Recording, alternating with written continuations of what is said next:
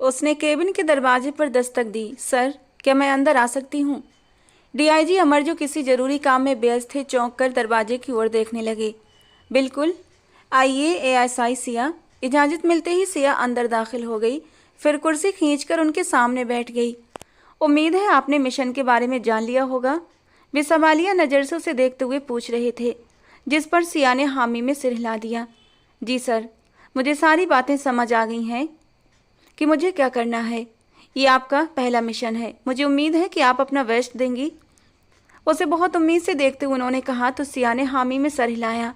मैं जानती हूँ सर कि ये मेरा पहला मिशन है, लेकिन मुझे उम्मीद है कि मैं इसे अपना बेस्ट दूंगी। ओके ठीक है, आप 2 दिन बाद ही इस मिशन पर निकलेंगी और फिलहाल 2 दिन घर जाकर अपने घर वालों के साथ समय बिताइए। उनकी आखिरी बात पर वो उठी, उन्हें सैल्यूट किया और केबिन से बाहर निकल गई। सिया के बाहर निकल जाने के बाद विनय केबिन में दाखिल हुआ। आइए आइए विनय, क्या अपडेट्स हैं? डीआईजी साहब ने उसे देखते हुए कहा तो वो उन्हें अपने मिशन के बारे में अपडेट देने लगा।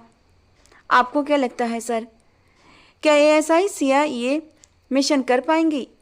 वो परखती नज़रों से उन्हें देखते हुए पूछ रहा था। मुझे पूरा यकीन है कि वो ये मिशन कर लेगी। ये हमारे देश की बेटियां हैं, ये इस देश की रक्षक हैं और अपराधी को उसके अंजाम तक पहुंचाने के लिए कुछ भी कर सकती हैं। आप अच्छी उम्मीद रखिए। डीआईजी अमर साहब की बात पर एसएचओ विनय ने हामी में सर हिलाया। लेकिन सर, मैं फिर भी उनके साथ बैक सपोर्ट में रहना चाहता हूँ। अगर आप मुझे इजाज़त दें तो मैं उनकी मदद करना चाहता हूँ। उसके जज्बे को देखकर अमर साहब कुछ देर सोचते रहे, फिर उसे इजाज़त दे दी। विनय भी सुकून महसूस करने के बाद दोबारा उनसे अपने केस पर चर्चा करने लगा। हारिश मेहरा इस वक्त अपने उस आलिशान मेंशन से बाहर निकल रहा था। चेहरे पर चिंता की लकीरें साफ नजर आ रही थीं। सर, सब कुछ ठीक तो है ना? राजन ने रुकते हुए पूछा। कुछ भी ठीक नहीं है राजन, जल्दी से शॉप पर चलो, मैं वहीं मिलता हूँ। वो उसे हुक्म देता हुआ तेजी से गाड़ी में बैठा और गाड़ी घर से बाहर निकाल ली। एक तरफ वो फ़ोन कान से लगा था तो दूसरी तरफ वो एक हाथ से ड्राइविंग कर रहा था। तुम लोगों के रहते हुए कैसे रेड पड़ गई? उसके लहजे में गुस्से की आग शामिल थी। हमें नहीं पता सर, किसी को पता चल गया था शायद कि हम हीरो की तस्करी करने वाले हैं। इससे पहले कि वो आगे कुछ कहता, अचानक उसकी कार के सामने कोई आया था। ठक की आवाज़ ने माहौल की खामोशी को चीर दिया और अगले ही पल उसने जोर से ब्रेक पर पैर मारा। मोबाइल फ़ोन वहीं छोड़कर वो तेज़ी से गाड़ी से बाहर निकला तो उसने देखा कि सड़क के बीचों बीच एक औरत का जिस्म औंधे मुंह पड़ा था और हारिश का दिमाग पल भर में घूम गया। पहला मसला अभी हल नहीं हुआ था कि एक और मुसीबत सिर पर आ गई थी। वो एक लड़की थी जिसने खुद को पूरी तरह चादर में ढक रखा था। हारिश जल्दी से उसके पास घुटनों के बल बैठ गया। उसका चेहरा अपने सामने किया और उसके गालों को थपथपाया। वो यकीनन बेहोश हो चुकी थी। जैसे उसके सिर या चेहरे पर चोट का कोई निशान नजर नहीं आ रहा था। फिर भी पता नहीं वो बेहोश कैसे हो गई थी। हेलो मैडम, सुनिए। वो उसके गाल थपथपाते हुए उसे होश में लाने की कोशिश कर रहा था, मगर शायद घबराहट और अचानक गाड़ी के सामने आ जाने की वजह से वो बेहोश हो गई थी।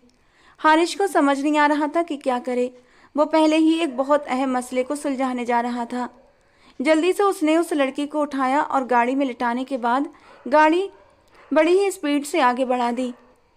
ये एक सुनसान सी सड़क थी, यहाँ ज़्यादा लोगों का आवाजाही नहीं था, इसलिए कोई भी उस ओर ध्यान नहीं दे सका। कुछ मिनट के बाद उसकी गाड़ी एक खूबसूरत फ्लैट के सामने रुकी। वो जल्दी से उस बेहोश लड़की को उठाकर फ्लैट के अंदर ले गया।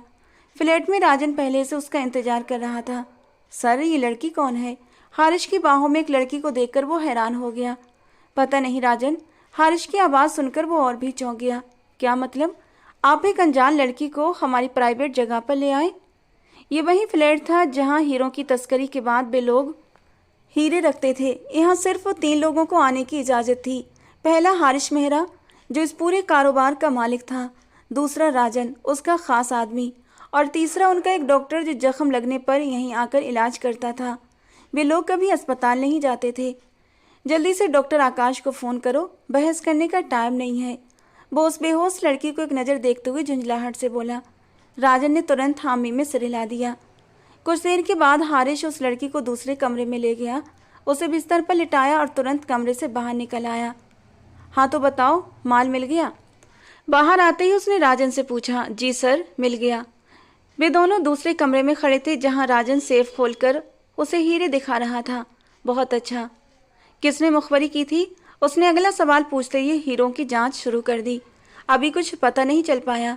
मुझे लगता है कि कोई अंदर का ही आदमी शामिल है, राजन ने अपना अंदाजा बताते हुए कहा। हारिश गहरी सोच में डूब गया कि तभी डॉक्टर आकाश कमरे में फ्लैट में दाखिल हुए तो वो दोनों बाहर आ गए। कुछ देर के बाद डॉक्टर उस लड़की का चेकअप कर रहे थे। ये लड़की कौन है? उन्होंने भी हैरानी से पूछा, क्योंकि उन्हें भी उम्मीद नहीं थी कि हारिश किसी लड़की को फ्लैट में ले आएगा, क्योंकि वो इन मामलों में बहुत सतर्क रहता था। पता नहीं, मेरी गाड़ी के सामने आ गई थी और बेहोश हो गई। डॉक्टर आकाश का दिल चाहा कि अपना सिर पकड़ ले। तो तुम इसे यहाँ क्यों ले आए? अस्पताल ले जाते। वो मैं उस वक्त बहुत परेशान और घबराया हुआ था, समझ नहीं आया क्या करूं, इसलिए इसे यहीं ले आया। आखिर इसे हुआ क्या है? उसने बेचैनी से अपना अगला सवाल किया। इसे कोई चोट तो नहीं आई? मुझे लगता है कि गाड़ी के सामने आने पर घबराहट की वजह से बेहोश हो गई है। थोड़ी देर में इसे होश आ जाएगा। डॉक्टर आकाश ने उसका ब्लड प्रेशर चेक करते हुए कहा। कुछ देर बाद वो अपना बैग समेटकर कमरे से बाहर निकल गए। सर, ये आप कौन सी खूबसूरत हसीना को मुसीबत बनाकर ले आए हैं? राजन की जुबान में एक बार फिर खुजली हुई। हारिश ने उसे गुस्से से घूरा। तभी उन दोनों के कानों में एक धीमी मधुर आवाज़ पड़ी। हे भगवान, मेरा सिर। शायद वो अपना दुखता सिर थामते हुए उठी थी। दोनों ने हैरानी से लड़की की ओर देखा। वो अजीब सी भाषा में बोल रही थी। तुम ठीक हो? हारिश ने राजन की बात को नज़रअंदाज करते हुए पूछा। मैं कहाँ हूँ? तुम लोग कौन हो? वो किसी और ही भाषा में बोल रही थी, जो फिलहाल हारिश और राजन को बिल्कुल भी समझ नहीं आ रही थी। मुझे लगता है ये लड़की दिमाग से खिसकी हुई है। राजन ने एक बार फिर उस पर तंज कसा था। क्या तुम्हें हिंदी आती है? हिंदी बोल सकती हो? हारिश ने उसकी बात को नज़रअंदाज करते हुए कहा। तो उस लड़की ने तुरंत हामी में सिर हिला दिया। थोड़ा थोड़ा, वो मासूमियत से बोली। हारिश ने राहत की सांस ली, वरना उसका सिर तो अब दर्द से फट ही जाता। तुम्हारा नाम क्या है? हारिश ने गंभीरता से सवाल किया। वो सहमी हुई निगाहों से हारिश मेहरा को देख रही थी। 32 साल का हारिश मेहरा, खूबसूरती की मिसाल, उसकी सलेटी आंखें जिनमें झलकती थी गहरी समझदारी, और उसके साथ उसका गंभीर चेहरा, सुर्ख सफ़ेद दूधिया रंग, उसके खूबसूरत नक्श-ओ-नैन। वो हर लिहाज से और हर एंगल से इतना आकर्षक था कि किसी भी लड़की का सपना हो सकता था। रौबदार, हैंडसम और 6 फुट से भी ऊंचा कद। उसके सिक्स पैक उसकी शर्ट से साफ नजर आ रहे थे। उसने काली शर्ट पहन रखी थी, जिसके बाजू उसके मसल से बिल्कुल फिट थे। तुमसे नाम पूछ रहा हूँ। हारिश ने उसे खोई हुई देखकर दोबारा सवाल किया। आरती। वो मुश्किल से अटकती सांसों के बीच बोल पाई। कहाँ जा रही थी? तुरंत अगला सवाल किया। वो घर से भाग। उसके शब्द मुंह में ही रह गए जब हारिश की आंखों में हैरानी उभर आई। उसने अपने शब्दों का अंदाजा लगाते हुए खुद को संभाला। मैं अपने गांव वापस जा रही थी। उसने जल्दी से बात बदल दी। और तुम्हारा गांव कहाँ है? अगला सवाल हुआ, और वो एकदम से खामोश हो गई। मैं तुमसे कुछ पूछ रहा हूँ, हारिश ने एक सख्त लहजे में कहा। ये लड़की उसकी नरमी का कुछ ज़्यादा ही नाजायज फ़ायदा उठा रही थी। मुझे याद नहीं, वो डरते हुए बोली। तो हारिश हैरान रह गया। क्या मतलब? तुम्हें अपने गांव का रास्ता याद नहीं? आरती ने तुरंत नामे सर हिला दिया। गांव का नाम तो याद है। हारिश ने अपने गुस्से को काबू में रखते हुए अगला सवाल किया। उसने अपनी भीगी आंखें उठाकर हारिश को देखा, फिर नामे सिर हिला दिया, और हारिश का दिमाग तो पल भर में घूम गया। कुछ भी याद है तो वही बता दो। उसका लहजा चाहकर भी ना चाहते हुए भी सख्त हो गया। वो बेबसी से दोनों हाथ चेहरे पर रखकर रोने लगी। उसके पास एक छोटे से बैग और एक हैंडबैग के अलावा कुछ भी नहीं था। अब रो क्यों रही हो? बताओ तो सही, कहाँ रहती हो, ताकि तुम्हें वहाँ छोड़कर आ जाऊँ। हारिश का गुस्से से बुरा हाल था। वो जितना खुद पर काबू करने की कोशिश कर रहा था, उतना ही लड़की उससे गुस्सा दिला रही थी। आरती ने एक नज़र उसकी खूबसूरत आंखों में डाली और फिर उसे सच बताने का फैसला कर लिया। शायद यही शख्स उसकी मदद कर दे। मैं अपनी बुआ के साथ रहती थी। माँ बाप का बचपन में ही देहांत हो गया था। बुआ मुझे किसी अमीर बूढ़े के हाथ बेच रही थी। मैंने विरोध करने की कोशिश की तो कहने लगी कि तुझे पाल पोस कर बड़ा किया है, अब मेरा भी फर्ज बनता है कि मैं उनके काम आऊँ। वो बूढ़ा आदमी बहुत घटिया इंसान है, बहुत गंदी नज़रों से मुझे देखता है। फूफा जी का दोस्त है, मुझे उसके पास नहीं जाना, इसलिए मैं बुआ जी के घर से भाग आई। मुझे अपने गांव का रास्ता याद नहीं, बचपन में गई थी और तब उस वक्त मैं बहुत छोटी थी। सोचा था कहीं ना कहीं चली ही जाऊंगी और अगर कोई ठिकाना न मिला तो किसी चलती गाड़ी के नीचे आकर अपनी जान दे दूंगी। वो बहते आंसुओं के बीच अपनी सारी बात बताकर एक बार फिर फूट फूट कर रो पड़ी और हारिश का सारा गुस्सा कहीं दूर जाकर सो गया। आंखों के सामने बहुत से कड़वे मंजर उभर आए और अगले ही पल वो पिघल गया जैसे कि मोम, जबकि राजन अब भी आरती को शक भरी नज़रों से देख रहा था।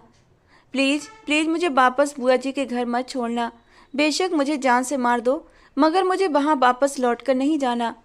वो दर्द भरे लहजे में बोली। अच्छा रोना तो बंद करो, हारिश ने इस बार कुछ नरमी से कहा और कमरे से बाहर निकल गया। राजन भी एक नज़र उस पर डालकर कमरे से बाहर आ गया। आप क्या करने वाले हैं सर? इस नई मुसीबत से कैसे जान छुड़ाएंगे? राजन ने गंभीरता से पूछा। वो हारिश की आंखों में आई नरमी देख चुका था। मुझे कुछ सोचने दो राजन। वो अपना दुखता सिर थामे किचन की ओर चला गया और न जाने क्यों राजन को कुछ गड़बड़ सा लग रहा था। वो लड़की कुछ ज़्यादा ही मासूम बनने की कोशिश कर रही थी। शक्ल से तो वाकई मासूम और खूबसूरत थी, लेकिन राजन की छठी इंद्री कह रही थी कि इस लड़की के पीछे जरूर कोई चाल है। कुछ देर के बाद वो कमरे का दरवाज़ा खोलकर अंदर आया तो वो बेड के सहारे टिकी बैठी थी। ये लो सूप पियो, इससे अच्छा महसूस करोगी, उसने ट्रे आरती के पास बेड पर रखते हुए कहा तो वो एकदम से चौंक गई। फिर हैरानी से हारिश को देखा जो अब कमरे में मौजूद सोफे तक जाकर बैठ चुका था। आरती खामोशी से उसी को देख रही थी जो बोलने के लिए शायद शब्द ढूंढ रहा था। मेरे घर मेरे साथ चलोगी, वहाँ तुम आराम से रह सकोगी और पूरी तरह सुरक्षित भी। कोई भी तुम्हें नुकसान पहुँचाने के बारे में नहीं सोच पाएगा।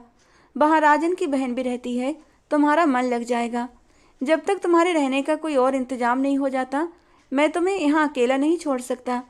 वैसे भी ये फ्लैट ज़्यादातर बंद रहता है तो तुम यहाँ नहीं रह सकती। हारिश ने पूरी बात विस्तार से समझाई, जिसे सुनकर आरती के चेहरे पर हैरानी उभर आई। क्या आप मुझे अपने साथ अपने घर ले जाएंगे? वो बेयकीनी और हैरानी से सवाल कर रही थी तो हारिश ने हामी में सिर हिला दिया। बिल्कुल, मैं एक जवान लड़की को इस बेरहम समाज में यूँ अकेला नहीं छोड़ सकता।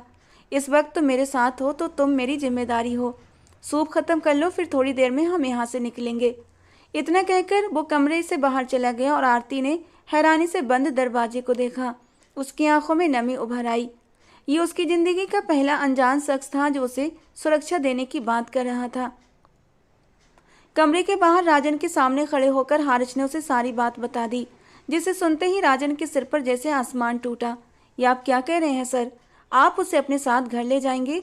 हो सकता है वो लड़की कोई स्कैमर हो, आपको ट्रैप कर रही हो। वो सिर्फ शक्ल से मासूम लगती है। जरा सोचिए, इस तरह आपकी गाड़ी के सामने आना भी कोई प्लान हो सकता है। सर होश में आइए। राजन को हारिश का ये फैसला बिल्कुल पसंद नहीं आया था। नहीं राजन, मैंने उस लड़की की आंखों में सच्चाई देखी है। मैंने उसकी आंखों में छलकती नमी महसूस की है। वो हमारे साथ चल रही है और ये मेरा आखिरी फैसला है और मुझे उम्मीद है कि तुम मेरे किसी भी फैसले पर ऐतराज़ नहीं करोगे। उसने आखिरी बात सख्ती से कही। और भला राजन कौन होता था उसके फैसले से इनकार करने वाला? आखिर वो उसका घर था, वो जहाँ चाहे जिसे चाहे अपने घर में ला सकता था। राजन तो उसका सिर्फ खास बंदा था। राजन की बहन महक भी वहीं रहती थी। राजन गांव का रहने वाला एक सीधा साधा लड़का था जो हारिश के साथ काम करता था। उसकी बहन जो शहर की यूनिवर्सिटी में पढ़ती थी, उसके लिए रोज गांव से आना जाना मुश्किल था। इसीलिए हारिश ने ही कहा था कि वो महक उनके बंगले में उनके साथ रह सकती है। इससे महक के रहने की समस्या भी हल हो जाती। वो अपने भाई की निगरानी में भी रहती, उसका भाई भी निश्चिंत रहता और उसकी पढ़ाई में भी कोई रुकावट नहीं आती। अगले 1 घंटे के बाद भी लोग उस फ्लैट से बाहर निकले। हारिश और राजन गाड़ी की फ्रंट सीट पर बैठे थे, जबकि आरती पिछली सीट पर बैठ गई थी। बाहर गुजरते नज़ारों को बड़े ही गौर से देख रही थी। राजन की नज़र लगातार उसी लड़की पर थी। उसे कुछ गड़बड़ होने का एहसास शिद्दत से हो रहा था। उस लड़की के बारे में कुछ तो गलत था, मगर क्या वो समझ नहीं पा रहा था कि आखिर कैसे हारिश जैसा पत्थर दिल इंसान कुछ ही पलों में पिघल गया। उसे हारिश से ऐसी बेवकूफ़ी की उम्मीद नहीं थी। जिस काम में वो लोग शामिल थे उसमें किसी भी बाहरी इंसान को अपनी ज़िंदगी में दखल देने की इजाज़त नहीं दी जा सकती थी। और उस लड़की को अपने घर में रखने का मतलब था कि वो लड़की उनके पर्सनल ज़िंदगी की हर बात जान जाएगी, जो राजन को किसी भी हाल में मंजूर नहीं था। लेकिन वो नौकर था और अपने मालिक के फैसले को नापसंद नहीं कर सकता था। हारिश अपने हर मामले में पूरी तरह आज़ाद था। उनकी गाड़ी मेहरा मेंशन के बाहर रुकी। हारिश ने हॉर्न दिया तो गार्ड दौड़ते हुए आए, गेट खुला और गाड़ी अंदर दाखिल हो गई। वो दोनों गाड़ी से बाहर उतरे। हारिश ने पिछली सीट की ओर झांका और दरवाज़ा खोलते हुए नरमी से कहा, बाहर आ जाओ, घर आ गया है। आरती, जो अपने ख्यालों में खोई हुई थी, चौंक कर होश में आई। उसने हाँ में सर हिलाया, गाड़ी से उतरी और उनके साथ घर के अंदर दाखिल हो गई। वो बहुत खूबसूरत और बहुत बड़ा बंगला था। लॉन्ज में ही उन्हें महक दिखाई दी, जो सोफे के पास ज़मीन पर बैठकर किताबें फैलाए पढ़ रही थी। राजन और हारिश के साथ किसी दूसरी लड़की को देखकर वो हैरान रह गई। वो उस लड़की को नहीं जानती थी। वो पहली बार मेहरा हाउस आई थी। ये लड़की कौन है राजन भाई? उसने पास आते हुए राजन से पूछा। मेहमान है, राजन ने झुंझलाकर कहा। अब वो अपनी बहन को क्या बताता कि वो कौन है। महक, ये आरती है और आज से ये यहीं रहेगी। आप प्लीज इन्हें नीचे वाला कोई कमरा दिखा दें। वैसे भी यहाँ बहुत सारे कमरे खाली हैं। हारिश की बात पर महक ने हामी में सिर हिलाया। जी ठीक है हारिश भाई। वो हारिश की भी राजन की तरह बहुत इज्जत करती थी और फ्री वक्त में यहाँ खाना भी बना देती थी। वैसे किचन में एक रामू बाबा थे जो उनके शेफ थे और बहुत अच्छा खाना बनाते थे, मगर फिर भी महक को यहाँ काम करते हुए बहुत खुशी मिलती थी। आप मेरे साथ आ जाइए दीदी। देखने में उम्र के हिसाब से आरती महक से बड़ी ही लग रही थी। वो 24-25 साल की खूबसूरत नक्श वाली बहुत ही प्यारी लड़की थी। उसकी हल्की भूरी आंखें, उनमें चमकती मासूमियत, उसका दूधिया सफ़ेद चेहरा, उसके सुंदर नए नक्श और ऊपर से उसकी मासूमियत किसी भी इंसान को उसका दीवाना बना सकती थी। वो महक की बात पर सहमति में सिर हिलाती, अपने बैग पर पकड़ मजबूत करती, उसके साथ अंदर की ओर बढ़ गई। मुझे लगता है आपने अपने लिए खुद ही मुसीबत मोल ली है, राजन धीरे लहजे में हारिश से कहते हुए अपने कमरे में जाकर गायब हो गया। और हारिश कुछ नरमी से उस खाली लॉन्च को देखता रहा। उसकी आंखों में एक अजीब सा एहसास था, ऐसा एहसास जिसे उन तीनों में से कोई भी महसूस नहीं कर सकता था।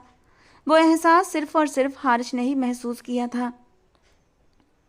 ये अगली सुबह का दृश्य था। वो पानी पीने के इरादे से किचन में दाखिल हुआ।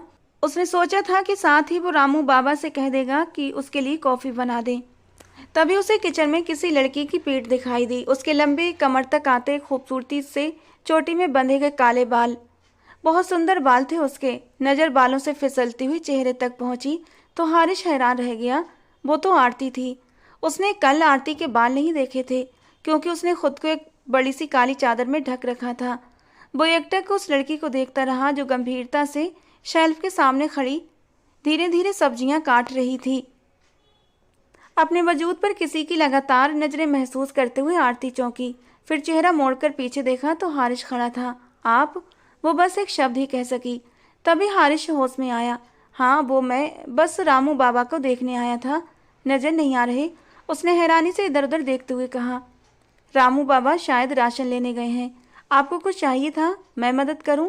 वो नरमी से पूछ रही थी। नहीं नहीं, मैं तो बस पानी पीने आया था। इतना कहते हुए वो फ्रिज की ओर चला गया, पानी की बोतल निकाली और पानी पीने लगा, जबकि आरती फिर से अपने काम में लग गई थी। आप क्या कर रही हैं यहाँ? उसने हैरानी से पूछा। कुछ नहीं, मुझे खाली रहने की आदत नहीं है, इसीलिए सोचा किचन में कोई काम कर लूँ। रामू बाबा से पूछा। उन्होंने कहा कि सब्जियाँ ही काट दो, खाना बनना है, इसलिए यही करने लगी। उसने पूरी तरह से समझाते हुए उसे बहुत मासूम लग रही थी। आम से कपड़े पहने हुए, दुपट्टा गले में अच्छे से लिया हुआ था। हारिश ने समझने वाले अंदाज में सिर हिला दिया और किचन से बाहर जाने के लिए मुड़ा। फिर कुछ सोचते हुए वापस आरती की ओर पलटा। कॉफ़ी बनानी आती है तुम्हें? कुछ सोचकर हारिश ने पूछा और आरती ने तुरंत सहमति में सिर हिला दिया। वो मैं बुआ के लिए बनाकर देती थी, इसीलिए बस। उसकी आंखों में हैरानी देखकर आरती घबरा गई तो उसने जल्दी से सफाई दी। एक कप बना दो, नरमी से पूछा। आरती ने सहमति में सिर हिला दिया। थैंक्स। इतना कहते हुए वो किचन से बाहर निकल गया। अगले 10 मिनट तक वो कॉफ़ी बनाकर किचन से बाहर निकली तो हारिश से कहीं नजर नहीं आया। उसने एक नज़र बाहर गार्डन में झांक कर देखा। वो वहीं गार्डन में टहल रहा था और वो भी बाहर ही आ गई। आपकी कॉफ़ी। वो जो ख्यालों में खोया हुआ था आरती की आवाज़ से एकदम से होश में आ गया। फिर सहमति में सिर हिलाते हुए उसने आरती के हाथ से कॉफ़ी का कप ले लिया। वो बिना कुछ कहे वापस पलट गई। हारिश ने कॉफ़ी का कप होठों से लगाया। पहला घूंट गले में जाते ही उसे सुखद हैरानी हुई। बहुत अच्छी और बेहद स्वादिष्ट कॉफ़ी बनी थी। शायद ज़िंदगी में हारिश ने इतनी अच्छी कॉफ़ी नहीं पी थी। उसका मूड एकदम से खुशगवार हो गया। उसे यहाँ रहते हुए लगभग अब 1 महीना हो चुका था। इस 1 महीने में हारिश ने कभी भी उसे तंग नहीं किया था और ना ही ये कहा था कि वो यहाँ से चली जाए या फिर वो कहाँ रहेगी, बल्कि उसने उसकी ज़रूरत की हर चीज़ महक से मंगवा दी थी। ये रात का समय था। राजन और हारिश हमेशा की तरह कहीं गए हुए थे। महक अपने कमरे में बंद थी। तभी वो अपने कमरे से चुपके से बाहर निकली। दबे कदमों से वो पिछले लॉन्ज में चली आई और पिछले दरवाजे से घर से बाहर निकल गई। पिछले गार्डन में आकर उसने अपने हाथ में मौजूद छोटे से बटनों वाले मोबाइल को कान से लगाया। यहाँ कहीं भी कैमरे नहीं थे, इस बात की पुष्टि वो कर चुकी थी। कुछ देर घंटी जाती रही, फिर सामने से फ़ोन उठा लिया गया। Hello, Siya speaking. कॉल लगते ही उसकी आवाज़ उस खामोश गार्डन में गूंज उठी। एसएचओ विनय। मिस सिया। फ़ोन के उस पार विनय की आवाज़ आई तो सिया ने भी एक सुकून भरी सांस ली थी। वो वहीं मौजूद झील में पांव डुबोकर बैठ गई। वो बहुत खूबसूरत झरना था जो हारिश ने अपने इस बंगले की खूबसूरती के लिए बैक गार्डन में लगवाया था। तो बताइए मिस सिया, आपको क्या पता चला? विनय गंभीरता से पूछ रहा था। सर, मैं पिछले 1 महीने से हारिश पर नज़र रखे हुए हूँ, लेकिन वो शख्स या तो पूरी तरह क्लीन है या फिर पूरी तरह बेहद चालाक। मैंने उसका पूरा घर छान मारा मगर मुझे कहीं से भी कोई सुराग नहीं मिला। यहाँ तक कि मैंने उसके स्टडी रूम में एक कैमरा भी फिट कर दिया, मगर वो लोग कोई भी ऐसी बात नहीं करते जिससे उन पर शक किया जा सके। वो लोग पूरी तरह क्लीन हैं सर। मुझे नहीं लगता कि वो हीरों की तस्करी करते होंगे। पूरे घर में कागज़ तक ऐसा नहीं मिला जिससे ये पता चले कि वो कोई ऐसा वैसा काम करते हैं, और अगर करते भी हैं तो वो लोग हर काम इतनी खामोशी से करते हैं कि पकड़े जाने का कोई मौका ही नहीं छोड़ते। सिया खोदे से 1 महीने में उलझ कर रह गई थी। उसकी बात सुनते ही एसएचओ विनय के चेहरे पर चिंता की लकीरें उभर आईं। लेकिन ऐसा कैसे हो सकता है? आखिर हमें जो अपडेट मिली है उसके मुताबिक हारिश मेहरा हीरे ब्लैक मार्केट से मंगवा रहा है। ठीक है, वो शहर का जाना माना जुआरी हो सकता है। उसकी डायमंड की शॉप बहुत अच्छी चलती है, उसका बिजनेस बहुत अच्छा चलता हो, लेकिन फिर भी आप उस पर नज़र रखें। और उस फ्लैट का मैंने पता करवाया था, वो किसी डॉक्टर के नाम पर है। एसएचओ विनय की बात सुनते ही सिया और भी उलझ गई। हो सकता है फिर मुझे बेहोश देकर वो मुझे वहाँ ले गया हो। वैसे वो फ्लैट साफ था, वहाँ पर कुछ भी ऐसा नहीं था जिससे कि ये पता चले कि वहाँ भी लोग कोई भी गैर कानूनी काम करते हैं। सिया ने उस फ्लैट का पूरा नक्शा याद करते हुए बताया। ठीक है, मैं समझ गया। आगे भी अपडेट देती रहिएगा। विनय ने सारी बात संयम से कहते हुए हिदायत दी। सिया ने यस सर कहते हुए मोबाइल फ़ोन रख दिया। इससे पहले कि वो पीछे पलटती अचानक उसे महसूस हुआ कि उसके पीछे कोई था। वो सिर से पांव तक कांप गई, पीछे पलटी और अगले ही पल पूरी तरह थर्रा गई। उसके पीछे काले रंग का एक बड़ा सा भयानक कुत्ता खड़ा था। सिया का डर के मारे बुरा हाल हो गया। वो अगली सांस तक नहीं ले पाई। वो उसकी ओर धीरे धीरे बढ़ने लगा और वो डरती हुई पीछे हटी। उसने अपनी चप्पल पहले ही दूर घास पर उतार कर छोड़ दी थी। अक्सर वो इसी वक्त यहाँ गार्डन में वॉक किया करती थी, मगर वो ये भूल गई थी कि हारिश के पास एक भयानक कुत्ता भी था। वो काले रंग का एक खास तरह का कुत्ता था। वो हारिश का पालतू था और बेहद खतरनाक। उसने जैसे ही दहाड़ा सिया के मुंह से चीख निकल गई। उसके हाथों से मोबाइल वहीं पास बहते झरने में गिर गया। वहाँ एक बहुत खूबसूरत सा छोटा पानी का झरना बह रहा था। वो उल्टे कदमों पीछे की ओर भागी और वो कुत्ता भी उसकी तरफ कदम बढ़ाते हुए दौड़ा। हारिश जो अभी अभी बंगले में दाखिल हो रहा था, इससे पहले कि वो लॉन्ज का दरवाज़ा खोलकर अंदर जाता, उसे बैक गार्डन से चीख की आवाज़ आई। इसके बाद कुत्ते की दहाड़ भी। वो पल भर में उस चीख को पहचान गया था। यह आवाज़ तो आरती की थी, मगर अगले ही पल उसे जोर का झटका लगा। इस वक्त वे लोग कुत्ते को खुला छोड़ देते थे। वैसे भी वो कुत्ता सबसे घुला मिला रहता था, किसी पर हमला नहीं करता था। मगर आरती को यहाँ आए को ज़्यादा वक्त नहीं हुआ था और वो जानता था कि अजनबी लोगों को देखकर वो उन पर हमला कर देता है। हारिश तेजी से बैक गार्डन की ओर भागा था। सिया घबराकर पीछे की ओर भागी। उसका पांव फिसला और वो जमीन पर गिर पड़ी। कुत्ता उसकी ओर बढ़ रहा था, वो जल्दी से जमीन पर दोनों हाथ टिकाकर उठी और फिर भागी। अगले ही पल सामने से आते एक चौड़े से वजूद से टकरा गई। सिया को एक पल के लिए अपने सिर पर आसमान घूमता महसूस हुआ और दूसरे ही पल उसे अपनी कमर के आसपास किसी का हाथ कसता हुआ महसूस हुआ। उसने चेहरा उठाकर देखा तो वो हारिस था, जो परेशानी और फिक्र से उसे देख रहा था। रिलैक्स, उसे धीरे से अपने साथ लगाते हुए वो कुत्ते से कहने लगा, टाइगर रिलैक्स हो जाओ और वापस जाओ। हारिस की हुक्मी आवाज़ पर कुत्ता एकदम से शांत हो गया और वापस चला गया। वो डरी सहमी अब भी हारिस के सीने से लगी हुई थी। Are you okay? हारिस की आवाज़ से वो होश में आई। फिर अपनी हालत का एहसास हुआ तो फौरन उससे दूर हटी। उसका दुपट्टा सिर से सरक कर नीचे गिर चुका था। वो बुरी तरह घबराई हुई थी। उसकी सांसें बहुत तेजी से चल रही थीं। आरती, आप ठीक है ना? हारिस ने फिर पूछा तो वो होश में आई और सिर हिलाते हुए उसने 2 कदम पीछे लिए। इस वक्त तो यहाँ क्या कर रही थी? इस बार उसकी आवाज़ में थोड़ी सी सख्ती थी। दिल घबरा रहा था तो मैं तो बस खुली हवा खाने बाहर आ गई थी, वो जल्दी से कहती हुई अंदर की ओर भाग गई। हारिस ने एक नज़र उसकी पीठ पर डाली, फिर उसके पीछे पीछे अंदर चला गया। कमरे में पहुंचकर उसने कमरे का दरवाज़ा अंदर से बंद किया और वहीं टिककर लंबी लंबी सांसें लेने लगी। आज वो मुश्किल से मौत से बची थी। अगर हारिस न आता तो वो कुत्ता उसे मार ही देता। वो हारिस का पालतू था और उसके एक इशारे पर हर हुक्म मानता था। शायद आज सिया की मौत लिखी थी, मगर हारिस ने वक्त रहते उसे बचा लिया। इस हादसे को 2 दिन गुजर चुके थे। वो किचन में खड़ी थी जब उसे बैक गार्डन से हारिस की गुस्से से भरी आवाज़ आई। क्या मतलब है तुम लोगों का? मुझे करोड़ों का नुकसान करवा कर कहते हो कि गलती से हो गया? हारिस किसी से फ़ोन पर चिल्ला रहा था। वो परेशान होकर जल्दी से किचन से बाहर निकली और बैक गार्डन में आई। राजन भी शायद आवाज़ सुनकर आ गया था। रिलैक्स सर, हम पता कर लेंगे नुकसान किसने किया है। वो हारिस को शांत करने लगा। हारिस ने अगले ही पल अपना मोबाइल पूरी ताकत से दीवार पर दे मारा। रिलैक्स, जानते भी हो वो सामान मेरे लिए कितना अहम था। उसकी आंखें गुस्से और दहशत से लाल हो गईं। राजन सहमकर पीछे हट गया और आरती हैरानी से हारिस का ये रूप देखती रह गई। उसने पहली बार उसे इतना गुस्से में देखा था। वो गुस्से से अपने कमरे में चला गया। 10 मिनट के बाद उन दोनों ने खिड़की से देखा।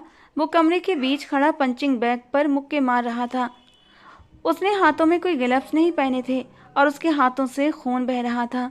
राजन नुकसान की तह तक जाने चला गया, मगर सिया उलझी नज़रों से कभी ऊपर देखती तो कभी सोचती कि कहीं ये सब एसएचओ विनय की वजह से तो नहीं हुआ। तभी उसने देखा कि हारिस के हाथों से खून कुछ ज़्यादा ही निकल रहा था। उसके दिल में अजीब सी तकलीफ उठी।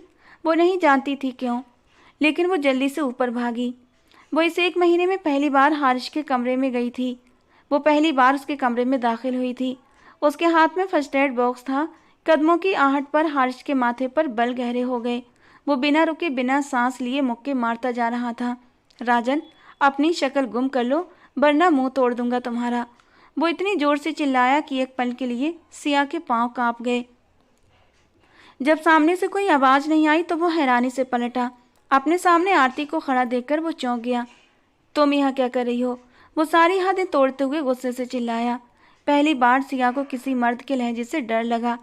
आपके दोनों हाथों से खून निकल रहा है, प्लीज़ पट्टी करवा लीजिए। वो मुश्किल से कांपती सांसों के बीच बोल पाई। आरती, यहाँ से जाओ, वो दबे हुए लहजे में बोला। प्लीज़ पट्टी करवा ले, बहुत खून बह रहा है। उसने अपने दोनों हाथ जख्मी कर लिए थे, न जाने क्यों। उसने अपना गुस्सा अपने ही हाथों पर निकाल लिया था। मैंने कहा ना, दफ़ा हो जाओ यहाँ से। वो इतनी शिद्दत से चिल्लाया कि सिया सहमकर 2 कदम पीछे हो गई, मगर वो कमरे से बाहर नहीं निकली। न चाहते हुए भी उसकी आंखों से आंसू बहने लगे थे। जिंदगी में पहली बार किसी मर्द ने उससे इस तरह बात की थी, वरना वो डीआईजी अमर की इकलौती बेटी थी। एएसआई सिया अमर, जो अपने पिता की तरह ही उनका नाम रोशन कर रही थी। वो यहाँ सिर्फ हारिस की जासूसी करने आई थी, वरना इस तरह पहचान बदलकर किसी को धोखा देना उसकी नेचर नहीं थी। प्लीज़ हारिस, प्लीज़ बस पट्टी करवा लो, मैं चली जाऊंगी। उसने आज पहली बार हारिस का नाम लिया था। हारिस के दिल की धड़कन जैसे एक पल के लिए थम सी गई। वो बेयकीन और हैरानी से पलटकर उसकी ओर देखने लगा। वो बेबसी से उसी को देख रही थी। फिर उसने बिना कुछ कहे अपने हाथ ढीले छोड़ दिए और खामोशी से जाकर सोफे पर बैठ गया। सिया ने गहरी सांस ली और उसके पास ही थोड़े फासले पर सोफे पर बैठ गई। उसने उसका हाथ नरमी से अपने हाथ में लिया और अपने नाजुक स्पर्श से उसके जख्मों पर पट्टी करने लगी। हारिस एकटक उसे देखता रहा। वो बहुत खूबसूरत थी और करीब से देखने पर तो और भी ज़्यादा। आज उसने पहली बार गौर किया था कि उसकी नाक में एक छोटी सी पतली सी गोल्ड की नोज पिन थी जो उसके चेहरे पर बहुत जच रही थी। इतना गुस्सा कौन करता है? अपनी ही चीज़ों का नुकसान कर रहे हैं आप, उसने डरते डरते कहा। इससे पहले कि हारिस अपना हाथ खींचता, उसने उसके हाथ को और भी कसकर पकड़ लिया। प्लीज़ प्लीज़ ऐसे ही बैठे रहें, मैं कुछ नहीं बोलूँगी, बस मुझे आपका एहसास है इसीलिए। वो नहीं जानती थी कि ये जुमला उसके होठों से कब, क्यों और कैसे निकल गया। हारिस चौंका। तुम्हें मेरा एहसास क्यों है? उसने आरती को देखते हुए पूछा। आपने मुझे पनाह दी। जब पूरी दुनिया ने मुझसे मुंह मोड़ लिया तब सिर्फ आप ही थे जिन्होंने मुझे ये छत दी। मैं नहीं जानती आपको क्या नुकसान हुआ है। अगर दिल करे तो बता दें, वरना आपकी मर्जी, लेकिन इस तरह खुद को तकलीफ मत दें। नुकसान की भरपाई हो जाती है, मगर खुद पर लगे जख्म भरने में वक्त लगता है। उसके लहजे की नरमी ने हारिस की आंखों में अनचाही नमी ला दी। वो सामान नहीं था, वो मासूम और बेसहारा बच्चों की उम्मीदें थीं। आखिरकार वो टूटे हुए लहजे में बोला, और वो हैरान रह गई। कैसी उम्मीदें? वो ना चाहते हुए भी पूछ बैठी। हारिस सोफे की पीठ से टिक कर बैठ गया। अब बेबसी से दोनों हाथों को देख रहा था। मैं बहुत छोटा था जब मेरे पापा का देहांत हो गया था। मेरे ददियाल वालों ने मुझे और मेरी माँ को रखने से इनकार कर दिया। उन्होंने कहा कि वो लोग हमारा खर्चा नहीं उठा सकते। मेरी माँ के पीछे कोई नहीं था जहाँ वो मुझे लेकर जाती। उन्होंने मेरी माँ को इतना मजबूर कर दिया कि हमें वो घर छोड़ना ही पड़ा। मैं बहुत छोटा था, 7-8 साल का। उस उम्र में मैं क्या कर सकता था? अपनी माँ के लिए मैं कुछ करना तो चाहता था, जज्बा भी था, मगर तब हिम्मत नहीं थी, औकात नहीं थी। मेरी माँ ने कमरे का छोटा सा घर किराए पर लिया और एक स्कूल में नौकरी करने लगी। मुझे पालने के लिए उन्होंने बहुत मेहनत की, लेकिन ये सब सिर्फ 2 साल ही चल सका। एक एक्सीडेंट में मेरी माँ का देहांत हो गया। माँ की मौत के बाद ऐसा लगा जैसे मेरी पूरी दुनिया ही ख़त्म हो गई हो। मैं बिल्कुल अकेला रह गया। फिर एक भले आदमी ने मुझे अनाथालय छोड़ दिया। वहाँ मैंने ऐसे ऐसे हालात देखे जो मैं तुम्हें बता भी नहीं सकता आरती। अनाथालय में बच्चे किस तरह तड़पते हैं ये बस मैं ही जानता हूँ। वहाँ बच्चे तस्करी का शिकार बनने लगे थे। मैं अपने 2 दोस्तों के साथ वहाँ से भाग गया। उसके बाद हम लोग हमेशा के लिए लंदन चले गए। खैर वो भी बहुत लंबी कहानी है।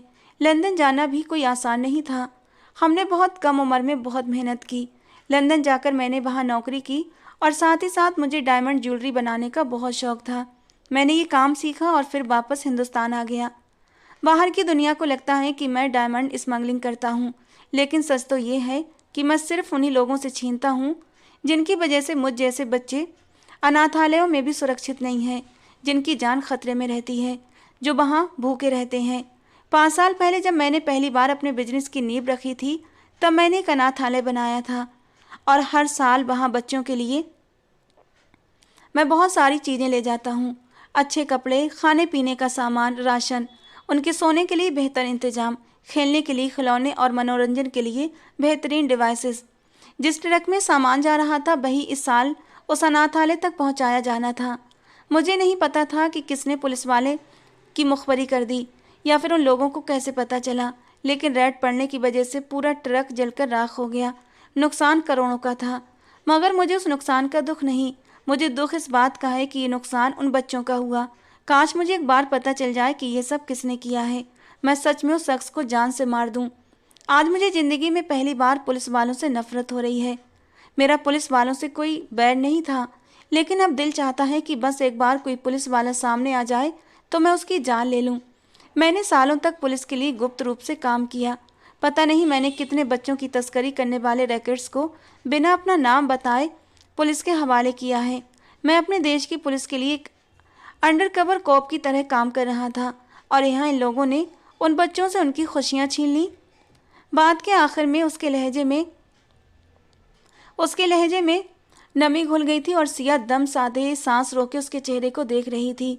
ये सब सुनते हुए ना चाहते हुए भी उसकी आंखों से नमी छलक पड़ी। जानती हो मैं तुम्हें यहाँ क्यों लाया था? जब तुमने पहली बार कहा था कि तुम्हारी बुआ ने तुम्हें घर से निकाल दिया, तो मुझे अपने बचपन की एक एक कमी याद आ गई थी। मैं नहीं चाहता था कि तुम भी किसी तकलीफ का शिकार हो जाओ। तुम्हारी तकलीफ में मुझे अपनी तकलीफ नजर आई थी आरती। बात के अंत तक हारिश के लहजे और उसकी आंखों से आंसू बहने लगे थे। वो अचानक ही आरती के करीब आ गया था और आरती की सांसें रुक सी गईं। मैं नहीं जानता कब और कैसे, लेकिन तुम वो इकलौती लड़की हो जो मेरी जिंदगी में सुकून की तरह आई हो। पहले मुझे ये बंगला सिर्फ एक बंगला लगता था, लेकिन जब से तुम इस घर में आई हो मुझे ये घर घर लगने लगा है। पहले मैं रातों को घर से बाहर रहता था, बेवजह समय बर्बाद करता। घर में रहना अच्छा नहीं लगता था। कहीं दोस्तों के साथ चला जाता या किसी डील में लग जाता या फिर आधी आधी रात तक डायमंड डिजाइन बनाता रहता। लेकिन तुम्हारे यहाँ आने के बाद मुझे घर लौटना अच्छा लगने लगा है। तुम्हारे हाथों का बना खाना खाना अच्छा लगता है। तुमने कुछ ही दिनों में मेरे इस खाली बंगले को घर बना दिया है। तुम बहुत अच्छी हो आरती। तुम मेरी ज़िंदगी में किसी नेमत की तरह आई हो। मेरी माँ के बाद तुम पहली औरत हो जिसने मुझे सुकून दिया है। तुमने मेरे दिल पर काबू पा लिया है। क्या तुम मुझसे शादी करोगी? मैं तुम्हें खोना नहीं चाहता और तुम्हें हमेशा के लिए अपने घर में रखने के लिए शादी ही सबसे बेहतर हल है। इस तरह बिना किसी रिश्ते के मैं तुम्हें कब तक अपने साथ रखूंगा आरती? वो अजीब सी पागलपन हालत में बेबसी से बोल रहा था कि आरती अगली सांस तक न ले सकी। वो एक झटके से सोफे से उठी और फटी फटी नज़रों से हारिश को देखने लगी। लेकिन मैं कैसे? वो बेबसी और हैरानी में बस यही कुछ शब्द बोल सकी। हारिश जैसे होश में आया अपनी हालत और हरकत पर उसे खुद ही हंसी आ गई कि वो कैसे इस लड़की से इजहार मोहब्बत करने के साथ उसे प्रपोज भी कर बैठा। वो ना चाहते हुए भी हंस पड़ा। फिक्र मत करो, सोचने के लिए कुछ वक्त ले लो। जब तुम्हें लगे कि तुम मुझे जवाब देने की हालत में हो तब जवाब दे देना, मुझे कोई जल्दी नहीं है। वो ये सब कहते कहते पूरी तरह शांत हो गया था। सिया अपना घूमता हुआ सिर संभालती हुई कमरे से बाहर निकल गई। वो सीढ़ियाँ उतर कर नीचे आई और अपने कमरे में जाकर खुद को बंद कर लिया। उसकी आंखों से लगातार आंसू बहते जा रहे थे। वो ऐसा कैसे कर सकती थी? आज हारिश ने जो सच्चाई उसके सामने रखी थी उसके हिसाब से तो वो सिर्फ एक अच्छा इंसान था। वो ना कोई ड्रग डीलर था, ना ही माफिया का आदमी। वो जल्दी से अपने आंसू पोंछती हुई वॉशरूम की तरफ भागी। वो जानती थी कि अब उसे क्या करना है। ये अगली सुबह का मंजर था। वो आज अपने किसी क्लाइंट से मिलने के लिए शॉपिंग मॉल आया हुआ था। जब उसने दूर खड़े रामू बाबा को देखा तो पहले तो उसे वहम हुआ, मगर सच में वही रामू बाबा थे। वो उनके पास पहुंचा। रामू बाबा, आप यहाँ? सब खैरियत? हारिश की आवाज़ सुनते ही रामू बाबा मुड़े। हाँ बेटा, मैं और आरती बिटिया ग्रोसरी करने आए थे। तो उसने कहा कि उसे कुछ कपड़े देखने हैं, इसीलिए वो कपड़ों के सेक्शन की तरफ चली गई और मैं उनका यहाँ पर इंतजार कर रहा हूँ। रामू बाबा की बात सुनकर वो बेहद हैरान हुआ। अच्छा, आप ऐसा करें, आप चले जाइए, मैं आरती को अपने साथ ले आऊँगा। रामू बाबा इस बात पर सर हिलाते हुए चले गए। जिस तरफ रामू बाबा ने इशारा किया था वो उसी तरफ चल पड़ा और आसपास आरती को ढूंढने लगा। अपने क्लाइंट से मिलना तो वो पूरी तरह भूल गया था। विनय सर, ये आपने क्या कर दिया? आपने उस ट्रक को तबाह कर दिया। क्या आपको पता भी था कि उसमें क्या था? सिया दबे दबे गुस्से में चिल्लाई थी। एसएचओ विनय के चेहरे पर फिक्र की लकीरें आईं। देखिए मिस सिया, हमें यही बताया गया था कि उस ट्रक में हथियारों की स्मगलिंग हो रही है।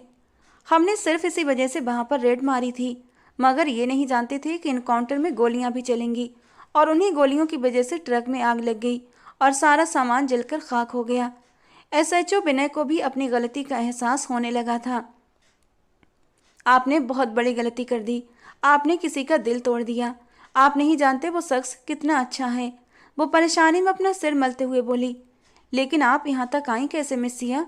उससे अचानक याद आया, मैं रामू बाबा के साथ ग्रोसरी करने आई हूँ। जैसे ही हारिश को आरती किसी मर्द से बात करती दिखाई दी वो तुरंत उसकी तरफ बढ़ा, मगर इससे पहले कि वो करीब पहुँचता उन दोनों की बातचीत की आवाज़ हारिश के कानों में पड़ने लगी और हारिश को पता नहीं चला कि आप यहाँ पहुँच गई हैं। उसकी बात पर सिया ने तुरंत ना में सर हिला दिया। नहीं, मैंने उनसे कहा था कि मैं सिर्फ कपड़े देखने जा रही हूँ। सिया की बात सुनकर उसने हामी में सिर हिलाया। ख्याल रखें, अगर किसी को पता चल गया कि आप एएसआई सिया हैं, कोई आरती नहीं, तो बहुत बड़ा मसला बन जाएगा। और हारिश मेहरा के बारे में कोई और जानकारी मिली तो वो भी बताओ। कहीं कोई शक? वो सवालिया नज़रों से पूछते हुए जैसे ही आसपास देखने लगा, कुछ ही दूरी पर खड़े हारिश को देखते ही विनय के चेहरे का रंग उड़ गया। सिया जो कुछ बोलने वाली थी, विनय के चेहरे के भाव देखते ही वो भी हैरानी से पीछे पलटी और अपने पीछे हारिश को खड़ा देखकर एकदम से सन्न रह गई। टूटे हुए भरोसे की किरचें हारिश की आंखों में देखकर कहीं भीतर उसे दर्द हुआ। वो उन दोनों की आधी अधूरी बातों से ही पूरी कहानी समझ गया था। उसने बेहद तकलीफ भरी नजरों से सिया को देखा। सिया उसकी तरफ एक कदम बढ़ी ही थी कि उसने हाथ उठा दिया और इशारे से सिया को खुद से दूर कर दिया, जैसे कह रहा हो कि बस अब मेरी तरफ एक कदम भी मत बढ़ाना। हारिश, मेरी बात सुनिए, वो मुश्किल से बोली थी। बस बहुत धूल झोंक दी तुमने मेरी आंखों में। तुम्हें आरती कहूँ या फिर एएसआई सिया? वो हैरानी से उस लड़की को देख रहा था। उसे यकीन नहीं हो रहा था कि जिस लड़की के लिए उसने अपने दिल के दरवाजे खोले थे, वही लड़की उसे धोखा दे रही थी। तो तुम मेरे घर में सिर्फ एक बने बनाए प्लान के तहत मोहरा बनकर आई थी। वो 2 कदम आगे बढ़कर उसकी तरफ झुककर बोला तो सिया ने ना में सिर हिला दिया। नहीं हारिश, ऐसा कुछ नहीं है। आप मुझे सफाई देने का मौका तो दें। वो उस इंसान का भरोसा तोड़ना नहीं चाहती थी, लेकिन अफसोस वो पूरी कहानी सुन चुका था। मुझे यकीन नहीं हो रहा आरती कि तुमने मेरे बच्चों का सारा सामान तबाह कर दिया। आह, थू है तुम पर। उफ हारिश, तुम्हें भी इस लड़की से इश्क हो गया? वो सख्ती से गरजते हुए बोला। उसके लहजे में तकलीफ और गुस्से का असर साफ झलक रहा था। हारिश प्लीज मेरी बात सुनिए। वो एक बार फिर उसकी तरफ कदम बढ़ाते हुए बोली तो वो 2 कदम पीछे हट गया। बस बहुत हो गया। खबरदार जो अब मेरे करीब आई। वो दहाड़ा। अब मुझे समझ आ गया है तुम्हारा प्लान किया था। मुझे बर्बाद करने आई थी ना? अगर कोई सबूत मिला हो तो अदालत में पेश कर देना, वरना आज के बाद सारी जिंदगी मुझे अपनी शक्ल मत दिखाना। तुमने मुझे भरोसा करने के काबिल नहीं छोड़ा। चेहरा बदल बदल कर मेरे घर पहुंच गई। वो जैसे बुरी तरह टूट चुका था। समझ नहीं आ रहा था कि अपने जज्बात किन अल्फाजों में बयान करे। उससे तो अपने एहसासों का इजहार ही नहीं हो पा रहा था। उसे बस हैरानी का गहरा झटका लगा था। वो कदम पीछे लेता गया और वो उसकी तरफ बढ़ती गई। बस वहीं रुक जाओ। खबरदार जो मेरे करीब आई। आज से तुम मेरे दिल से, मेरी ज़िंदगी से, मेरे घर से, हर जगह से बेदखल हो चुकी हो। एएसआई सिया, वो सख्ती से कहते हुए मॉल से बाहर की ओर बढ़ गया। सिया ने दर्द से भरी नज़र उठाकर एसएचओ विनय को देखा। ये आपने क्या कर दिया सर? आपने मेरी ज़िंदगी में बहुत मुश्किलें पैदा कर दी। इतना कहते ही वो बाहर की ओर भागी। उसे हर हाल में हारिश को सच्चाई बतानी थी कि उस रेड वाले मामले से उसका दूर दूर तक कोई लेना देना नहीं था। वो शॉपिंग मॉल से निकलकर बाहर आई और अब सड़क पर इधर उधर देखने लगी। कहीं भी हारिश की गाड़ी उसे नजर नहीं आ रही थी। वो कहीं नहीं था। हारिश, आप कहाँ हैं? मेरी बात सुने हारिश। वो उसे आवाज़ें दे रही थी, मगर लोगों की भीड़ में उसकी आवाज़ कहीं भी सुनाई नहीं दे रही थी। वो पागलों की तरह उसे पुकार रही थी, क्योंकि कहीं ना कहीं उसे उस शख्स से मोहब्बत हो गई थी। उस रात जब उसने उसकी जान बचाई थी, तभी उसने सिया के दिल की पूरी दुनिया उलट पुलट कर रख दी थी। हारिस प्लीज, एक बार मुझे सच्चाई बताने का मौका दें। वो अब भी चीख रही थी। वो सड़क के बिल्कुल बीच खड़ी थी और पागलों की तरह बस इधर उधर देख रही थी। उसकी हालत ऐसी थी जैसे अभी हारिश को न देखा तो जान निकल जाएगी। वो इस बात से बेखबर चारों ओर देख रही थी कि वो सड़क के बीचों बीच आ चुकी है। इससे पहले कि एक तेज रफ्तार गाड़ी आती और उसे टक्कर मार कर निकल जाती, अगले ही पल किसी ने उसका बाजू पकड़कर अपनी ओर खींचा था। वो डर के मारे आंखें बंद कर गई, मगर जब कुछ भी बुरा नहीं हुआ तो उसने थोड़ी देर के बाद आंखें खोलकर देखा था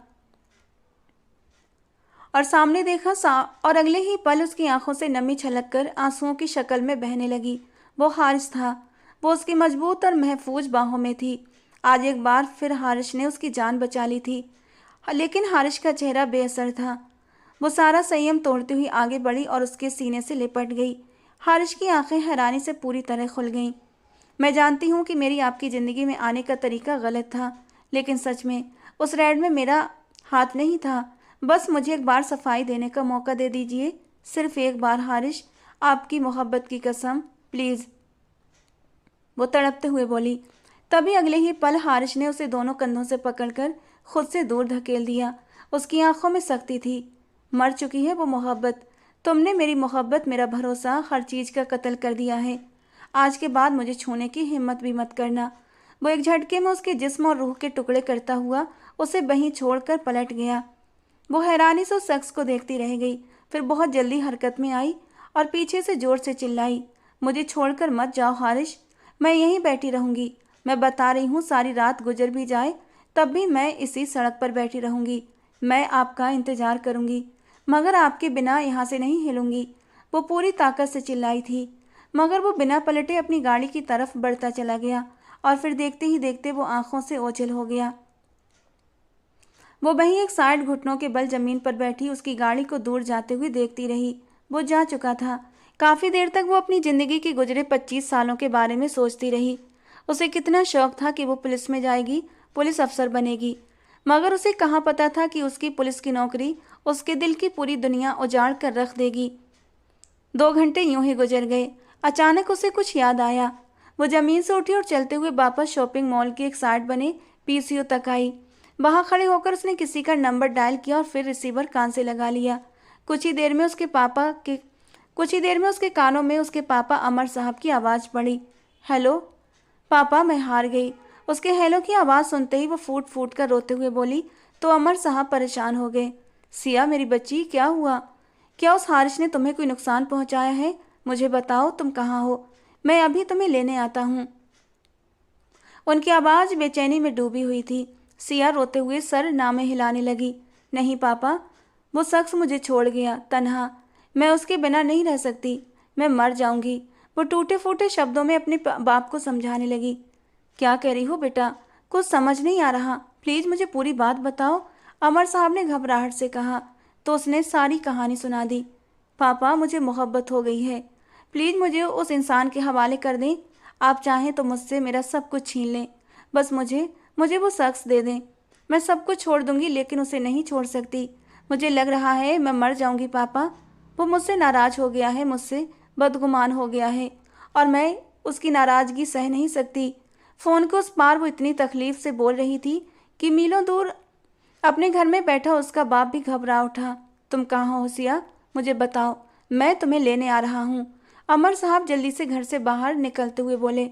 नहीं पापा, आप नहीं आएंगे। मुझे आज अपनी मोहब्बत की परीक्षा लेनी है। अगर वो शख्स लौट कर आया तो मैं उसकी हो जाऊंगी, और अगर वो नहीं आया तो मैं कभी वापस नहीं आऊंगी पापा। बस कुछ घंटों के लिए मुझे इस आज़ाद हवा में जी लेने दें। पापा, आप कहते हैं ना कि मैं आपकी बच्ची हूँ, आपकी बहादुर बेटी। अगर मेरी मोहब्बत जीत गई तो आप मेरी शादी उसी शख्स से करवाएंगे ना पापा? वो रोते हुए पूछ रही थी। अमर साहब का दिल कांप रहा था। उनकी जान से प्यारी बेटी किस तरह दर्द में तड़प रही थी। बिल्कुल मेरी जान, तुम जहाँ कहोगी मैं वहीं तुम्हारी शादी करवाऊंगा, मगर इस तरह रो मत। मुझे बताओ, तुम कहाँ हो? अमर साहब ने एक बार फिर जानना चाहा तो वो सिर हिलाने लगी। नहीं पापा, आप नहीं आएंगे, उसे आने दें। वो शख्स कोई माफिया का आदमी नहीं, वो बिल्कुल क्लियर है। मैंने खुद 1 महीने रहकर उस पर नज़र रखी थी। उसने मेरी जान 3 बार बचाई है पापा। वो शख्स बहुत महान है, वो अपराधी हो ही नहीं सकता। मैं अपनी ड्यूटी से गद्दारी नहीं करना चाहती, लेकिन मेरा दिल मेरे बस में नहीं रहा। मुझे माफ़ कर दें पापा। वो फूट फूट कर रो पड़ी थी। सिया मेरी बच्ची, वो बस इतना ही कह पाए जब उसने जल्दी से अपने जज्बातों पर काबू पाते हुए कॉल काट दी और रिसीवर वापस क्रेडल पर रख दिया। फिर अपने आंसू पोंछते हुए वो दोबारा शॉपिंग मॉल से बाहर निकल आई। विनय काफ़ी देर तक उसे ढूंढता रहा, लेकिन वो उसे नहीं मिली। अमर साहब ने उससे भी संपर्क किया, लेकिन उसका कहना था कि सिया उसे कहीं नहीं मिल रही। अमर साहब के हाथ अब तेजी से हारिश का नंबर डायल कर रहे थे। बहुत मुश्किल से उन्हें हारिश का नंबर मिला था। हारिश जो अपने कमरे में खड़ा था और लगातार पंचिंग बैग पर अपना गुस्सा निकाल रहा था। कमरे की खामोशी को उसके मोबाइल फ़ोन की आवाज़ ने तोड़ा। मोबाइल लगातार बज रहा था। आखिरकार झुंझलाकर वो मोबाइल की ओर बढ़ा और हाथ में मोबाइल उठाया। सामने किसी अनजान नंबर से कॉल आ रही थी। कुछ सोचते हुए हारिश ने फ़ोन कान से लगा लिया। फ़ोन कान से लगाते ही अमर साहब की आवाज़ उसके कानों में टकराई थी। हारिश मेहरा, तुमने मेरी बेटी के साथ क्या किया है? उसे कहाँ छोड़कर आए हो? वो तड़पती हुई रो रही है और बस एक ही बात कह रही है कि अगर तुम वहाँ नहीं पहुँचे तो वो वहाँ से हिलेगी भी नहीं। देखो, उसने जो कुछ भी किया वो ये सब कुछ मेरे कहने पर किया था। इन सब में उसका कोई कसूर नहीं है। मेरी बेटी को इस बात की सज़ा मत दो। वो वहाँ तड़प रही है, उसके पास जाओ और उसे ढूंढो। अगर मेरी बेटी को एक खरोंच भी आई तो मैं बता रहा हूँ, बिना किसी जुर्म के तुम्हें सारी जिंदगी जेल में बंद रखूंगा। वो दहाड़ रहे थे। हारिस आवाज से पहचान गया था कि वो डीआईजी अमर जी हैं। लेकिन हैरानी की बात यह थी तो क्या सिया उनकी बेटी थी? अगर मेरी सिया को कुछ भी हुआ तो मैं तुम्हें जान से मार दूंगा हारिस मेहरा। आखिरी बात वो गुस्से में कहते हुए फ़ोन बंद कर चुके थे और हारिस का दिमाग कुछ ही पलों में घूम गया। वो जल्दी से अपनी गाड़ी की चाबियां उठाते हुए घर से बाहर निकला। दोपहर में उसकी सिया से बात हुई थी और अब शाम का घना अंधेरा चारों ओर फैल रहा था। वो शॉपिंग मॉल की ओर चल पड़ा। अभी आधे रास्ते में था कि अचानक तेज बारिश शुरू हो गई। हारिस को अंदाजा नहीं था कि वो सच में इतनी देर तक वहीं बैठी रहेगी, कि आधे रास्ते में ही रुक जाएगी। वो गुस्से में उसे छोड़ तो आया था, लेकिन उसने इस बारे में क्यों नहीं सोचा। जब तक वो शॉपिंग मॉल पहुंचा तब तक रात और भी गहरी हो चुकी थी। आसपास लोगों की भीड़ ना के बराबर थी। रात के 9 बज चुके थे। बारिश अब भी लगातार जोरों से हो रही थी। वो बारिश में ही गाड़ी से बाहर निकला और इधर उधर देखने लगा। आरती, आरती, वो चीखते हुए उसे पुकार रहा था, मगर कोई जवाब नहीं मिला। पूरे शॉपिंग मॉल की पार्किंग से लेकर सड़क तक छान मारी, लेकिन वो कहीं नहीं दिखी। अचानक उसे याद आया कि उसने आरती को कहाँ छोड़ा था। वो दोबारा उसी जगह आया जहां उसने आरती को गाड़ी से टकराने से बचाया था, और उसकी आंखें हैरानी से फैल गईं। वहीं फुटपाथ के पास सड़क के किनारे वो निढाल सी बैठी थी। उसका पूरा शरीर और कपड़े बारिश से पूरी तरह भीग चुके थे। उसकी हालत देखकर हारिस का दिमाग सुन्न हो गया। वो उसके सामने घुटनों के बल बैठ गया। आरती, हैरानी से पुकारा। वो जो आंखें बंद किए बैठी थी, बड़ी मुश्किल से अपनी बोझिल आंखें खोली। हारिस को देखते हुए हल्की सी मुस्कान आई। उसके चेहरे पर दर्द भरी मुस्कान थी। ये क्या किया तुमने पागल लड़की? उसके लहजे में अनचाहा गुस्सा शामिल हो गया। मेरी मोहब्बत जीत गई, आप आ गए। मैं जीत गई हारिस, वो धीमी आवाज में बुदबुदाई। हारिस ने उसका गाल छूकर देखा तो उसका शरीर बर्फ की तरह ठंडा हो चुका था। अगले ही पल वो उसकी बाहों में बेहोश हो गई। आरती, वो चीख पड़ा। एक पल के लिए उसका सिर घूम गया, फिर जल्दी से उसके नाजुक वजूद को बाहों में उठाकर वो गाड़ी की ओर बढ़ा और गाड़ी को तेज रफ्तार से घर की ओर मोड़ दिया। उसे बेड पर लाकर लिटाया और कमरे का हीटर ऑन कर दिया। उसका पूरा वजूद धीरे धीरे कांप रहा था। न जाने वो कितनी देर से बारिश में भीग रही थी। हीटर ऑन होने के बावजूद भी उसका कांपना बंद नहीं हो रहा था। उसके होंठ नीले पड़ने लगे थे। हारिस जल्दी जल्दी उसकी हथेलियों को रब करने लगा, और जब उसने देखा कि वो तो बुरी तरह भीगी हुई है तो उसे तुरंत एहसास हुआ कि भीगे कपड़ों में उसकी ठंड कम होने की बजाय बढ़ती जाएगी। अब ये काम उसे ही करना था, क्योंकि घर में कोई नौकरानी नहीं थी। महक भी 2-3 दिन पहले ही अपने गांव गई हुई थी। एक गहरी सांस छोड़ता हुआ एक ढीला ढाला सा सूट लेकर आया। फिर बड़ी नरमी से उसने उसके वजूद से हर गीले कपड़े को आज़ाद किया था। सूखे टॉवल से उसके वजूद को साफ करते हुए उसने उसे दूसरा ड्रेस पहना दिया। कमरे में हीटर ऑन था। ऊपर से इतना बड़ा कारनामा करने के बाद वो पसीने से भीग चुका था। सारा काम होने के बाद अपने दिल में मचलते जज्बातों को दबाते हुए उसे अपने सीने में समेटते हुए सुकून से लेट गया था। धीरे धीरे सिया के वजूद में गर्मी उतरने लगी थी। उसका कांपना बंद हो चुका था और वो उसके चौड़े सीने में पनाह लेते हुए और भी ज़्यादा दुबक गई थी। उस पल वो बिल्कुल भूल गया था कि वो सिया से कितना नाराज़ था। बस उसे सुकून था कि सिया अब ठीक थी। सुकून से उसके माथे को छूते हुए वो खुद भी गहरी नींद में चला गया। अगली सुबह जब उसकी आँख खुली तो खुद को एक नरम, मुलायम और सुकून भरे बिस्तर पर लेटा पाया। उसके ऊपर पूरा कंबल ओढ़ा हुआ था। उसने धीरे धीरे होश संभाला और आसपास देखा तो उसे याद आया कि ये तो हारिस का अपना कमरा था। वो हैरान हुई। नज़र सामने गई तो सामने ही हारिस और अमर साहब बैठे थे। पापा, उसके होंठ कांपे। कमरे की खामोशी को सिया की आवाज़ ने तोड़ा तो वो जल्दी से सोफे से उठे और उसकी ओर बढ़े। सिया, मेरी बच्ची। उन्होंने आगे बढ़कर सिया के माथे पर होंठ रखे तो सिया को सुकून मिला। हारिस एक नज़र उसे देखकर सोफे से उठा। सिया तो बस उसे ही देखे जा रही थी। वो बेअसर चेहरे के साथ कमरे से बाहर निकल गया और सिया का दिल जैसे टूटकर चूर चूर हो गया। पापा, वो कहाँ जा रहे हैं? उन्हें रोकिए ना, उसने बेबसी से अपने पापा से कहा। उठो बेटा, घर चलो।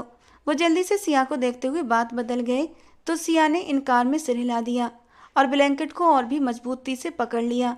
नहीं पापा, मुझे कहीं नहीं जाना, मुझे यहीं रहना है। वो जैसे बहुत ज़्यादा घबरा गई थी। उसे बस हर हाल में हारिस की गलतफहमी दूर करनी थी। बात करते हुए उसकी नज़र अपने ऊपर गई तो उसने देखा कि उसके शरीर पर दूसरे कपड़े थे। इस घर में कोई फीमेल वर्कर नहीं थी। महक भी कुछ दिन पहले अपने गांव चली गई थी। यानी घर में सिर्फ रामू बाबा, एक माली, राजन और सिर्फ हारिश होते थे। तो फिर रात को उसके कपड़े किसने बदले थे? हारिश ने। ये सोचते उसका दिमाग सुन्न होने लगा। अचानक उसकी नज़र अपने पापा की ओर उठी, लेकिन वो तो हर बात से अनजान, सिर्फ अपनी बेटी की फिक्र में घुल रहे थे। वो अभी ये सोच ही रही थी कि वो फिर से कमरे में दाखिल हुआ। डीआईजी साहब, शादी की सारी तैयारियां हो चुकी हैं। जिसे सुनकर अमर साहब ने सर हिला दिया और प्यार से अपनी बेटी को देखा। लेकिन सिया को तो कुछ भी समझ नहीं आ रहा था। थोड़ी ही देर में एक ब्यूटिशियन कमरे में आई और उसे हल्का फुल्का तैयार कर दिया और बाहर मंडप में ले जाकर बिठा दिया।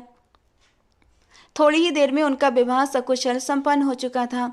वो अब तक हैरानी में डूबी हुई थी कि क्या सच में वो उसकी पत्नी बन गई है।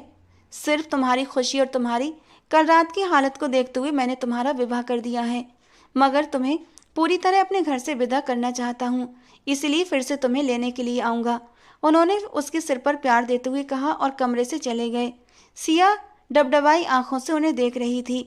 अमर साहब पहले ही हारिश को सारी बात बता चुके थे। सिया कह चुकी है कि तुम क्लियर हो, मगर अब भी पुलिस वालों को तुम पर शक है। लेकिन मैं तुम्हें क्लीन चिट दे दूंगा, लेकिन इसके बदले मेरी बेटी को तकलीफ मत देना हारिश मेहरा। अमर साहब का यह जुमला अब भी कहीं हारिश के कानों में गूंज रहा था। सच तो ये था कि उसकी बिगड़ती हालत देखकर वो खुद भी बहुत डर गया था। इसीलिए इसी वक्त शादी करने का फैसला कर लिया था। वो उस लड़की से बहुत प्यार करता था। उसके बिना रहना नामुमकिन था। ये बात भी वो जानता था कि धोखा उसके दिल पर लगा था, मगर फिर भी वो उसे 1000 बार माफ़ कर सकता था। इससे पहले कि वो हारिस के करीब होती, वो थोड़ा सा पीछे हो गया। खबरदार, अगर मेरे करीब आने की कोशिश की तो तुम्हें टाइगर के हवाले कर दूंगा। वो सख्ती से उंगली उठाकर चेतावनी देने वाले अंदाज में बोला, मगर वो उसका गुस्सा नज़रअंदाज करते ही अगले पल आगे बढ़ी और उसके सीने से लग गई। आई एम सॉरी हारिश, आप कोई भी सज़ा दे लें, बस मुझे उस टाइगर की खुराक मत बनाइए। मुझे उससे बहुत डर लगता है। वो डरी हुई आवाज़ में बोली तो वो न चाहते हुए भी मुस्कुरा उठा। मैं तुमसे बहुत नाराज़ हूँ सिया, दूर रहो मुझसे। वो जानबूझकर उसे चढ़ाते हुए उसे खुद से दूर करने लगा, मगर सिया ने भी मजबूती से उसकी कमर के चारों ओर दोनों बाजुओं से उसे जकड़ रखा था। आई एम सॉरी, माफ़ कर दीजिए मुझे। आपकी नाराज़गी मैं बर्दाश्त नहीं कर सकती। मैं सिर्फ आपकी हूँ और हमेशा आपकी ही रहना चाहती हूँ हारिश, वो भीगे लहजे में कहती हुई बस इस बार सच में फूट फूट कर रो पड़ी। तो हारिश पल भर में मोम सा पिघल गया। अच्छा अच्छा, बस ठीक है, रोना तो बंद करो। उसने अपने दोनों बाजू खोलकर उसकी कमर के चारों ओर रख लिए, फिर उसके माथे पर होंठ रखे तो सिया अंदर तक सुकून महसूस करने लगी। रात को आपने मेरे कपड़े चेंज किए थे? याद आने पर सिया ने तुरंत पीछे हटते हुए पूछा, और रात वाले मंजर याद आते ही हारिश बेखुद सा होता हुआ उसके करीब बढ़ा था। मजबूरी थी यार, ठंड से तुम्हारी तबीयत काफ़ी बिगड़ रही थी। उसकी बात सुनते ही सिया शर्म से लाल हुई थी। चेहरे की लाली छुपाने के लिए वो उसकी तरफ से मुंह फेर कर खड़ी हो गई। आप तो बहुत बेशर्म हैं। आपको शर्म नहीं आई एक लड़की के कपड़े चेंज करते हुए? शर्म तो तब आती न सिया, जब मैं एक गैर लड़की के साथ ये सब कुछ करता। तुम तो मेरी अपनी थी, मेरे दिल की रानी, मेरी ज़िंदगी। वो उसे पीछे से अपनी बाहों में ले चुका था। अच्छा, लेकिन आपने कपड़े चेंज करते हुए कुछ देखा तो नहीं था ना? सिया को अलग ही फिक्र सता रही थी। अब जाहिर सी बात है यार, आंखें बंद करके तो मैं तुम्हारे कपड़े चेंज नहीं कर सकता था। इसका मतलब आपने सब देख लिया। वो सदमे से चीखी और अपना चेहरा दोनों हाथों में छुपा लिया। उसकी इस अदा पर हारिश खिलखिलाकर हंस पड़ा था। उसकी गर्दन पर अपने दहकते होंठ रखते हुए वो धीरे से फुसफुसाया, सुनो, कल रात तो मजबूर था। तुम्हारा जानलेवा हुस्न देखकर भी कुछ करने के बारे में सोच नहीं सकता था, लेकिन आज तो मजबूर नहीं हूं ना। तो बस अब जल्दी से इस दिल को सुकून पहुंचा दो। उसके पेट से होते हुए वो अपने दोनों हाथ उसकी नरम धड़कनों तक ले आया था और उसकी इस हरकत ने सिया के पूरे वजूद में एक सनसनाहट दौड़ा दी थी। वो एकदम तड़पते हुए उसके सीने से चिपक गई थी। तो मैंने कब मना किया है? उसके इकरार पर हारिश ने उसे कसकर अपने सीने में भींच लिया था। हारिश, मैं भी आपकी मदद करना चाहती हूँ। उसके एकदम से अचानक बोलने पर वो हैरान हुआ था। किस चीज़ में मदद? हथकड़ी लगवाने में अपराधियों को और बच्चों की परवरिश करने में। वो एक ही जुमले में अपने दिल की बात कह गई जो हारिश को बहुत प्यारी लगी। वो गहराई से मुस्कुरा दिया। पहले सुहागरात, फिर बाकी बातें बाद में। उसे बाहों में भरते हुए वो उसे बेड पर लेकर आया था और वो भी शर्माते हुए अपना चेहरा दोनों हाथों में छुपा गई थी। तो दोस्तों, आज की हमारी कहानी आपको कैसी लगी कमेंट बॉक्स में ज़रूर बताना। पसंद आई हो तो प्लीज़ लाइक करना। ऐसी और रोमांटिक कहानियों के लिए हमारे चैनल को सब्सक्राइब करना। मिलते हैं दोस्तों अगली किसी नई और रोमांटिक कहानी के साथ।